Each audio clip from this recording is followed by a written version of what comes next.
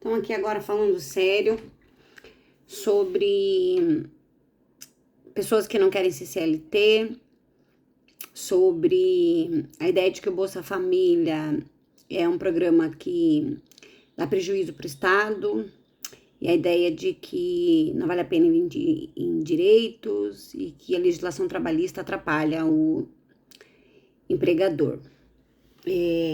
Eu sou, para quem não me conhece, Thalita Nascimento, cientista social, mestre em gestão urbana. Sou professora há 15 anos, trabalhei para 2 universidades, trabalho ainda para uma, produzo material. E esse tema é um tema que eu não achei que precisava vir falar sobre ele, porque tem muita informação na internet, e mais do que isso, a gente vive na prática a realidade ali da vida do trabalho, né? Então, na minha concepção, aqui bem humanamente falando, não como profissional, parecia desnecessário, parecia uma conversa assim, tipo uma crença que algumas pessoas preferiam reproduzir e tal. E hoje eu vejo, passados décadas ali de programa, né, de transferência de renda, e numa sociedade que está diminuindo o direito trabalhista, de falar isso de maneira séria aqui, né. Então, o primeiro aspecto ali gente, a ciência política e econômica funciona com dado estatístico. E quando a gente fala que programa de transferência de renda promove desenvolvimento, não é conversa, é ciência. Então, os grandes países, assim como a reforma agrária, as grandes economias do planeta já fizeram reforma agrária, as grandes economias do planeta possuem programas robustos de transferência de renda, grana, né? Já vou falar de dados aqui. Então, os países têm uma renda, se não me engano, o Canadá é um deles, uma renda que o Estado complementa quando você não alcança aquela renda. Então, benefício para quem tem bipolaridade na França, benefícios para inúmeras situações ali, que aqui chegam a 800 euros. E aqui a gente tem programas que a gente nem pode chamar de esquerda no Brasil, né? Comparado com outros países, o nosso investimento ali ainda proporcional ao PIB é muito baixo, né? Mas tem impacto significativo no desenvolvimento do país. Ou seja, o investimento, acho que para cada R$1 gasto, a gente consegue, o PIB aumenta 1,78. Então tem retorno na economia, né? Tem um retorno.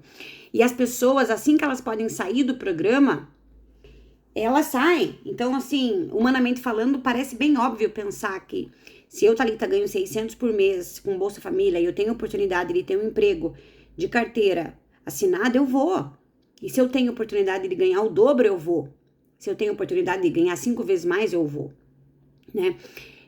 E sobre a questão do CLT, me parecia também algo que não precisava ser discutido, porque eu que trabalho desde os 13, já trabalhei em loja de shopping, já trabalhei informalmente, já trabalhei fora do país como imigrante, já trabalhei como compradora, já trabalhei com comissionada. Então, faz muita diferença o descanso remunerado, o 13º, férias, poder ir no médico, né? Depois eu como concursada, né? Eu penso, meu Deus, eu pude ficar com meu pai quando ele fez tratamento de câncer, e isso assim, acho que é só no estado que tem isso ainda, e a gente deveria defender isso para todo mundo. Quem diz que defende a família deveria defender esse tipo de direito, e a ciência econômica prova que isso não é difícil, só precisa de que uma sociedade que entenda, inclusive os empresários dos países mais desenvolvidos já entenderam que bons salários valem a pena, porque desenvolve a economia e melhora até para a empresa dele. Só não valeria a pena se eu quero exportar.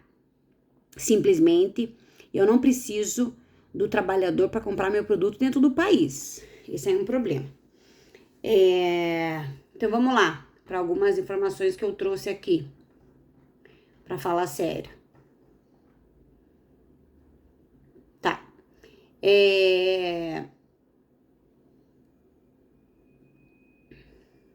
38 milhões de pessoas na informalidade.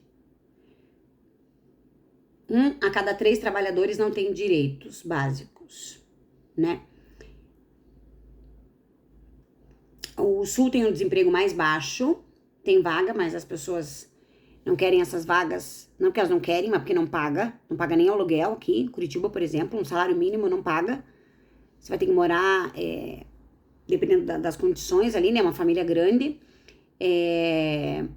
claro, existem imóveis ali de R$1.000, R$800, né, mas ainda assim, água, luz, comida, não paga, gente. Então as pessoas fazem bico, tem 2, 3 trabalhos, fazem taxa porque daí às vezes o CLT vai segurar a pessoa e então a ponto de ela não conseguir trabalhar em 2, 3 lugares ao mesmo tempo, né? O bico permite isso. Não que o bico seja melhor, é que o CLT paga menos. Ah, mas tem a proporção de imposto que é pago, que a empresa tem que pagar e fica mais caro. Gente, e isso dentro da ciência econômica a gente fala que é desculpa. Hoje a gente tem uma inteligência artificial que chama Notebook LM. Joga ali, baixa o artigo científico se você tem preguiça de ler, ou pouco tempo, né? Joga ali artigo científico sobre política de transferência de renda no planeta e pede para ele, conversa com ele sobre isso. Conversa com ele sobre programas sociais. Você vai ver que não é discurso de teórico de esquerda. E a esquerda brasileira é uma esquerda centro, porque a gente investe muito pouco comparado a outros países. É proporcional ao PIB, né? Então ali não é falta de vontade, é falta de condição material. Não tem vaga sobrando, tem vaga que não garante o básico. A gente tem uma subutilização da força de trabalho, 13% das pessoas estão desempregadas ou trabalham ali, não trabalharam o que poderiam trabalhar, né? Então as pessoas ali não desistiram de procurar emprego, a gente tem uma precarização do trabalho. E, gente, a gente tem uma galera no Brasil que defende a família como discurso de campanha, só que defender a família é defender o quê? Salário, qualidade de vida. Redução da jornada de trabalho. Porque como que uma família vai cuidar dos filhos? Um pai de família, uma mãe de família cuida dos filhos se trabalha muito e ganha pouco. Entende? Isso aí é promover desenvolvimento, é promover saúde mental, física, promover ciência, tá? Então, o que a gente tem ali? Um discurso que culpabiliza o indivíduo. Como se tivessem pessoas que não quisessem trabalhar ou que fossem preguiçosas. Isso é um discurso, né? É só você olhar para a tua volta, como é que isso é, né?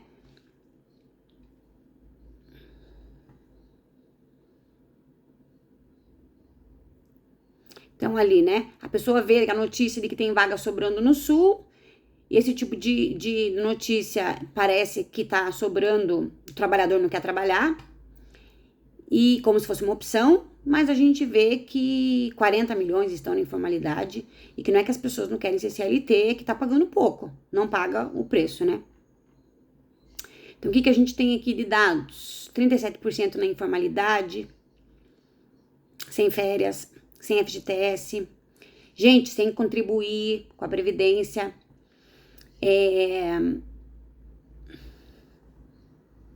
salário médio ali, né? Gente, o custo de vida hoje, o Diese já tá colocando em 6 mil para você conseguir pagar o básico. E claro, eu tenho alunos que eles falam, nossa, prof, mas é muito. Sim, pra gente que não come carne todo dia, pra gente que vive uma né? Não tem direito a lazer, não tem direito a descanso. Parece muito, né? Mas na prática, já fiz exercício de cálculo mesmo, coloca ali no papel água, luz, mercado, né? Coloca ali o que uma pessoa deveria ingerir de caloria por dia.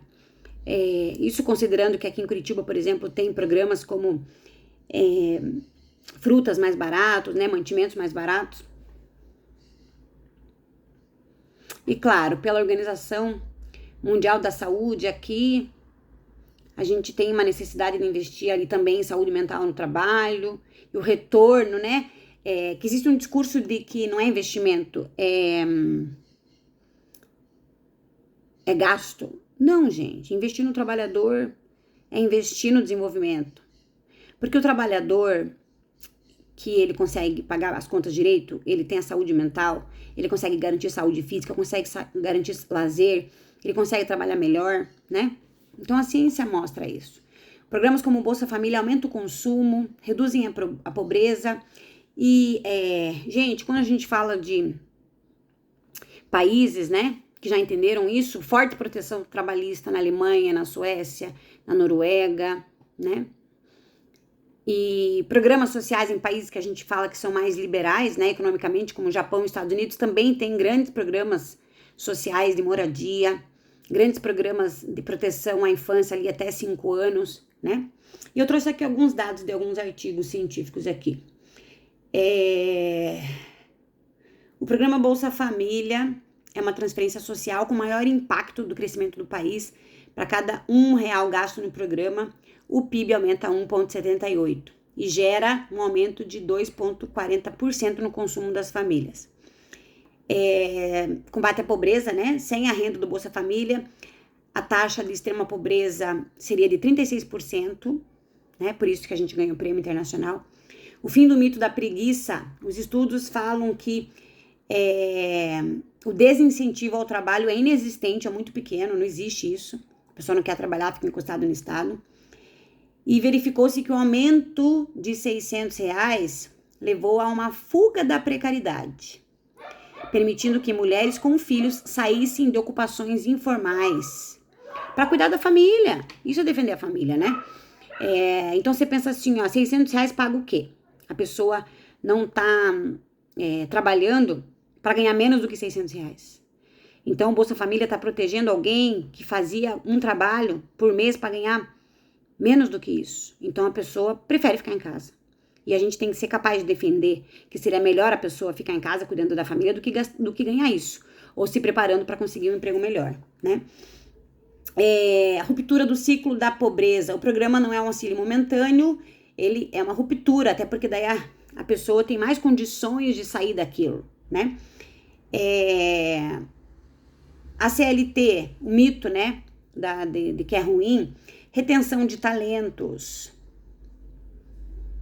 tem maior permanência do trabalhador na empresa, a estabilidade faz com que o trabalhador permaneça e ele cresça, e isso é melhor para a empresa, né, do que essa troca de trabalhadores. O aumento da transferência de renda não faz as pessoas irem para a informalidade, tá? A segurança ainda é algo que todo mundo procura. Inclusive tem gente que acaba deixando de ganhar mais em algumas áreas para ir para a formalidade e ganhar algo fixo. Custo de falta de proteção. A precarização do trabalho e o estresse tem um custo altíssimo. Transtornos mentais, burnout e depressão custam 200 bilhões para a economia, tá? E, gente, quando a gente fala para a economia, não é para o Estado, é para a economia. Se o cara tá encostado, o cara não consome, não cuida da família, não cuida dos filhos, não tem ciência, não tem tecnologia, não tem desenvolvimento. Então, a gente tem que pensar que tá tudo interrelacionado. Jornada de trabalho. Menos horas, mais eficiência. É uma correlação inversa, tá? De 84% entre jornada de trabalho e produtividade. Ou seja, conforme a jornada de trabalho é reduzida, a produtividade aumenta. Trabalha menos, produz mais, tá? A França e a Alemanha têm jornadas anuais inferiores a 1.500 horas, enquanto mantém produtividade superior à do Brasil, que é acima de 1.800 horas. Os Estados Unidos não é referência não, viu, galera? Procura aí. Eles trabalham mais e produzem menos do que a Itália, por exemplo, no último dado que eu vi, que comparando ali um tipo de indústria, que eles têm mais horas trabalhadas, mas produzem menos, tá? Então, a ideia é essa, gente. A ciência política, a ciência econômica, prova que CLT é caminho, proteção do trabalhador, dignidade humana, tá? E o Brasil precisa avançar, não retroceder. E que programas de transferência de renda, eles são um suporte muito básico e ainda no Brasil é muito tímido. A gente nem pode falar que é um programa de esquerda, comparando programas internacionais. E se tem alguém, eu escutei final de semana dizendo que alguém teria 6 filhos para ganhar R$3.000, gente, a pessoa tá muito desinformada. R$600, 150 por criança, de 0 a 6, e 50 pila por adolescente. Não paga nada, gente. Não paga nada. Não banca nada. A pessoa que, tipo assim, eu tenho filho, minha mãe criou a gente sozinha. Será que a pessoa sabe o que é ficar sem comida? A ponto de pensar que alguém teria filho pra ter só esse dinheiro? É muito estranho essa reprodução desse discurso. Mas a gente entende que, sim, até a ciência está mostrando que é o algoritmo. O algoritmo está induzindo ali o raciocínio. Porque tem muita gente que fica recebendo essas informações aí truncadas ali de grupos de WhatsApp e as redes sociais induzindo ali essa informação chegar na pessoa. E essa minha informação não vai chegar nessa pessoa, né? Então tem gente que realmente acredita. Eu escutei esse final de semana de pessoas estudadas ali, que tem gente que ganha 3 mil do Bolsa Família, sabe? É muito triste pensar que na sociedade da informação a gente tem muita gente ainda desinformada. E que está indo contra algo que promove ali o desenvolvimento social e do país, né? Não só desenvolvimento social, mas econômico também, né? E a saúde das famílias. Então a gente precisa ali aumentar ali, não diminuir, né? Porque viver na vulnerabilidade, na informalidade, ele não vale a pena para ninguém. E a ciência também prova que os grandes países já estão cuidando de garantir altos salários porque a desigualdade não vale a pena. Não vale a pena um chefe ganhar 500 vezes mais do que o funcionário. Porque isso no país gera uma instabilidade muito grande, né? E qualquer hora eu posso fazer um vídeo sobre isso. Mas aqui você tem que pensar, se estão defendendo o fim do CLT, se estão defendendo ali o fim de programa social, qual é o interesse? De quem é que tá? Quem são essas pessoas? Onde que elas moram? Quanto que elas ganham? Né? Os caras que estão financiando esses algoritmos aí, induzindo campanha para que você... quem são as grandes influenciadores que falam mal sobre isso? Qual é o interesse deles? Né? A ponto de eu que tô aqui, parei minha vida para poder trazer essa informação que eu achei que não precisava, porque quem quiser pesquisa, né? Mas aproveitando ali que a gente tem um pouquinho de acesso à informação e trazer aqui mais uma vez e que a gente possa acreditar que investir nas pessoas, na dignidade humana, vale a pena.